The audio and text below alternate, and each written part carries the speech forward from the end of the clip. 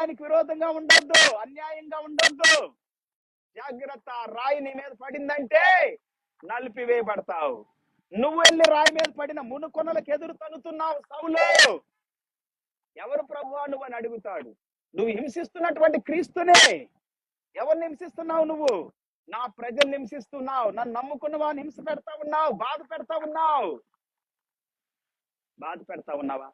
దేవుని బిడ్డలు బాధ పెడుతున్నారా? సంఘమా, సమాజమా, దేవుని సంఘమా, నిజం చెప్పే వాళ్ళని, సత్యంగా ఉండేవాళ్ళు, నీతిగా ఉండేవాళ్ళు బాధ పెడుతూ ఉన్నారా? మారు మనసు పొందండి, మార్పు చెందండి, మీ మనసు మార్చుకోండి, దేవుని తట్టు తిరగండి, సత్యం వైపు తిరగండి, నీతి వైపు తిరగండి, న్యాయం వైపు తిరగండి, న్యాయం చేయండి, నీతిగా ఉండండి, పవిత్రంగా పరిశుద్ధంగా ఉండండి.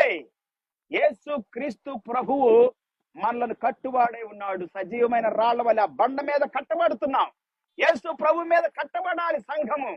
దేవుని బిడ్డ